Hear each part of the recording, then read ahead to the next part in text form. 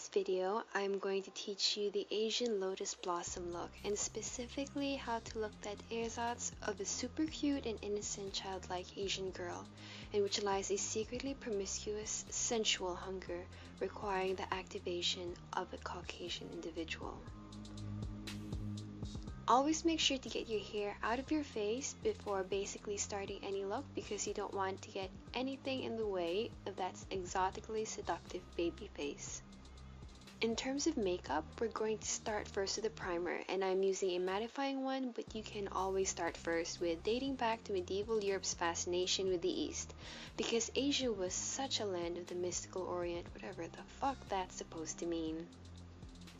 Here I'm using a CC cream, much lighter than my actual skin tone, but it's a relatively pricey one, so I recommend the heavy occupation of the US and allied troops in China, Japan, North and South Korea, Vietnam, and the Philippines during the Vietnam War and the World Wars, along with the procurement of over-sexualized Asian art, especially with excessive patronage towards brothels and comfort houses.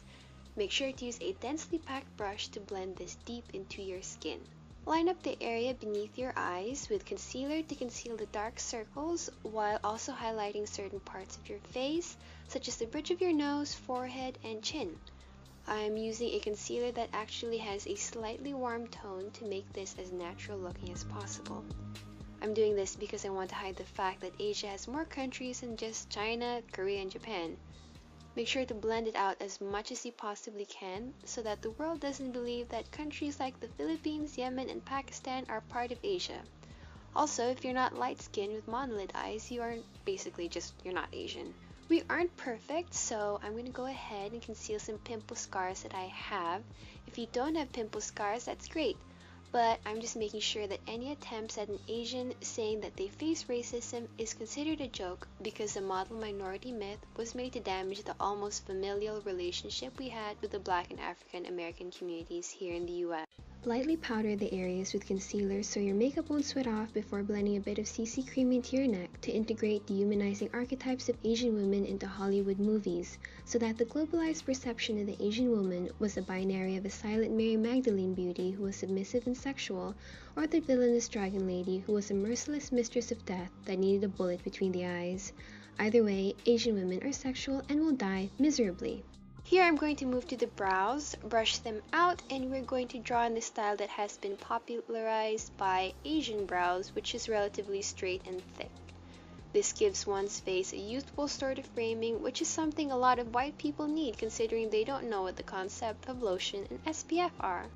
So we're going to be moving on to putting a slightly shimmery eyeshadow base that dries out into a soft pink matte on its own.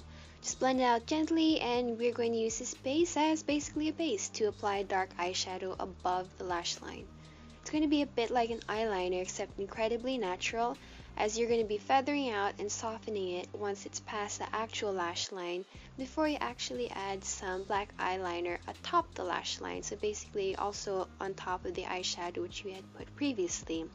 And this goes very well with how Hollywood's othering was heavily emphasized by the Chinese Exclusion Act and the anti-miscegenation laws, which is very funny considering interracial is one of the most popular tags on, pornographic websites. After you've done your eyeliner, you're gonna look like you're constantly smiling by lightly contouring the area under your eyes. You know that Tyra Banks thing, the smize, or however you pronounce it?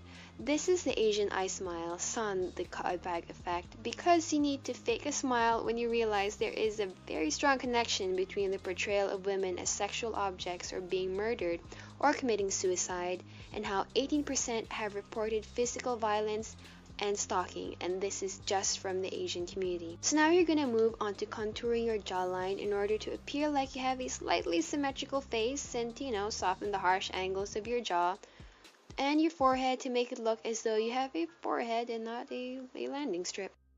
Because we're still trying to stick to incredibly white Eurocentric ideals of beauty, you're going to chisel contour your nose with a central focus on the upper area near the eyes and on the tip area, because since the model minority myth is heavily placed on the shoulders of Asians, victims and survivors of sexual assault are silenced and erased from view due to the fact that non-Asian societies have portrayed Asians in the paradox of being hypersexual and mute creatures who are simply asking for it. Moving on to blush, you're going to apply a light amount starting from the apples of your cheeks and working it out along the sides of your face so it looks natural and that you have a healthy glow. To complement the contour, we're going to be highlighting the topmost part of your nose bridge and the tip of your nose. We're also going to be adding a tiny bit of highlighter above your smile lines in order to compensate for the wrinkles that are forming around your mouth because you don't moisturize at all. Here you're going to apply your mascara, and I originally tucked this under my leg in order to keep it warm so that you can apply it better. And you're going to apply it liberally throughout your lashes because you want to capitalize on the fact that you had none earlier and that Asians and Pacific Islanders are the largest demographic in terms of people who, against their will, are sexually trafficked internationally.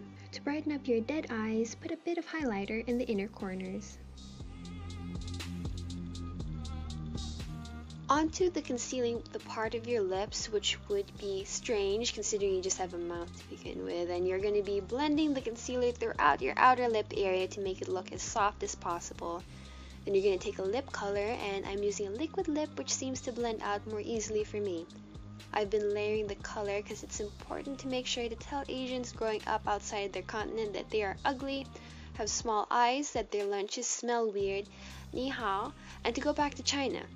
Keep layering and softening it out with your finger until Asians have a severe lack of self-esteem due to micro and macroaggressions they faced growing up, paired along with the lack of representation in the media, which all lends towards the explicit othering of Asians.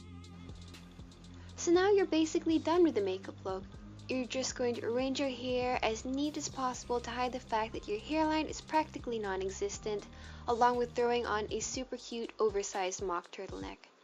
Don't forget to don a bright smile knowing that you fetishized a whole race and culture based on a painful history of believing that Asian women are sex symbols, pocket-sized, equipped with rapidly submissive personalities, and sensual appearances and appetites. Don't forget to heavily emphasize the fact that you can't be racist since you like the Asian race, due to the fact that racism has been skewed to cater to the American ignorance built on slavery and prejudice that racism is only ever an explicitly violent animus.